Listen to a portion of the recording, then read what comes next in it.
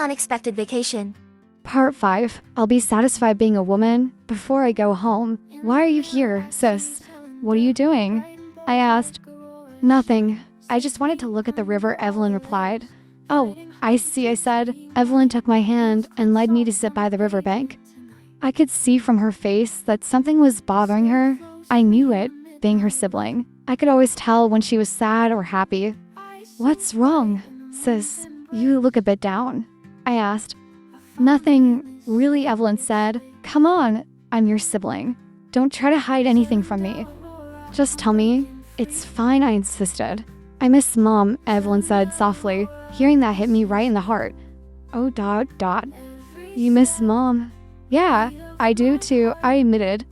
I miss her hugs, the way she used to pamper us. Why did she have to leave so soon? Evelyn said, her voice cracking. I took a deep breath, trying to hold back my tears, not wanting to seem weak in front of her. It's fate, sis. Don't be sad.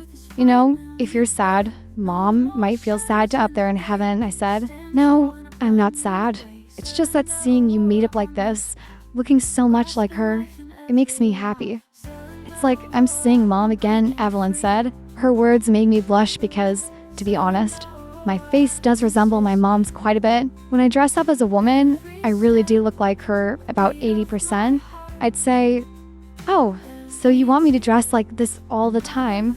Huh? I teased. No, not really. It's just that when you wear makeup and dress like a woman, your face looks so much like Mom's. It makes me happy to see, Evelyn replied. If you want, I can dress like this every day. I could even get gender reassignment surgery so that whenever you miss Mom, you could just look at me and feel close to her, I joked. Don't. I was kidding. Don't even think about surgery. You've got a job, a future ahead of you. It'd be such a waste to throw it all away just for that, Evelyn said, a bit more seriously. I know. I was just joking. I'd rather spend the money on you, I laughed. Now, that's a better idea. Hee. I don't mind if you dress up as a woman, but just stick to the clothes and makeup. No surgeries, okay? Evelyn said, gently advising me. So, it's okay if I wear makeup and dress like a woman? I asked. Sure, go ahead. You like it anyway, and I'm not going to stop you, she smiled.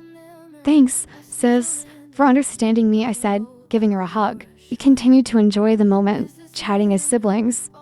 Our conversation drifted toward more feminine topics, like fashion, makeup, and skincare. Strangely, I found myself really enjoying it. Maybe because I've grown more comfortable dressing like a woman.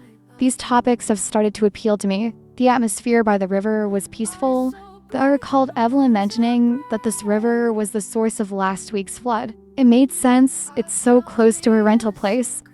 Every time it rains heavily, it floods. But thankfully, the water receded quickly this time. Evelyn said that usually it takes 3 days or even a week to drain completely. Evelyn then invited me to go shopping. She wanted to take me to buy women's fashion for myself, and I was thrilled. Of course, I agreed right away. Before we left, I asked Evelyn to take a photo of me because it'd be a shame not to capture this moment when I was looking so pretty. After that, we headed out. The mall wasn't far, just a 15-minute ride. When we arrived, Evelyn held my hand as we walked into the mall. I felt a little nervous. It was crowded. I tried to act naturally and walk like a woman, even exaggerating my steps to sway a bit. It seemed to work, but instead of blending in, I attracted even more attention. People's eyes followed me, but I didn't care. I kept walking confidently alongside Evelyn. We finally reached a women's clothing store. Evelyn told me to pick out whatever I liked, but honestly, I wasn't too impressed with the selection. The styles were outdated, and I was hoping for something more modern and feminine, but I didn't want to disappoint Evelyn. So I chose a few things: a long-sleeve shirt, a blouse, a dress, a long pencil skirt, and a few other items that caught my eye. We also stopped by a shoe store where I bought a pair of heels, and I grabbed some lingerie, 3 bras, and 3 pairs of panties. After that, we decided to head home because the sky was getting cloudy, and we didn't want to get caught in the rain like yesterday.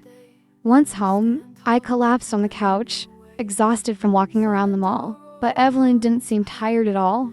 In fact, she immediately started cleaning the house. It's funny how women never seem to get tired. When it comes to shopping, Evelyn was the busiest one, but here she was still full of energy. I woke up later to Evelyn nudging me. I didn't even realize I had fallen asleep, and it was already 3:30 p.m. Wow, is it this late already? I asked. Yeah, you looked at the clock, didn't you? Evelyn teased.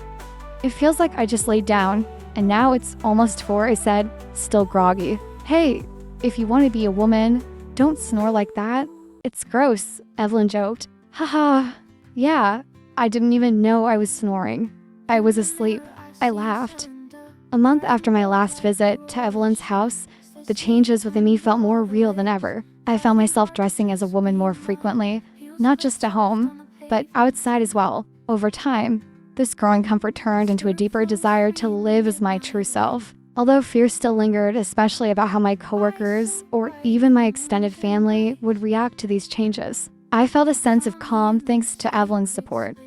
She might not agree with all the decisions I want to make, but her presence gave me a place where I could be accepted without judgment. Every time I put on women's clothing or apply makeup, Evelyn's image and her gentle smile stayed in my mind, almost as if she was giving me permission to be my true self. The future is still uncertain, but there's one thing I know for sure. I no longer have to hide. If in the past only Evelyn knew my secret, I'm now starting to realize that the world is too vast to live in the shadow of fear. In the next 5 years, though it still feels like a distant dream, I'm beginning to take small steps toward fully embracing my transformation. This may only be the beginning, but with the courage and support of those closest to me, I believe this journey will lead me to the happiness I've been searching for. No matter what happens next, the most important thing is that I'm ready to live life on my own terms finally as my true self.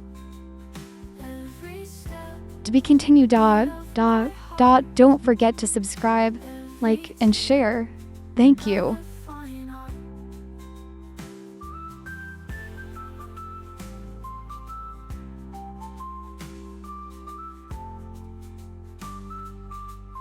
Closet walls felt the confidence, blazing colors flying in defense. Brush the doubts with a stroke of care. All my truth is finally bare. No more shadows in the day. Stand tall in a brand new way. Cylinder Aurora on this path, grasping life in every laugh. Cylinder Aurora, I'm breaking free. Cylinder Aurora, this is me. Every step, a beat of my heart. Every tear, another fine art.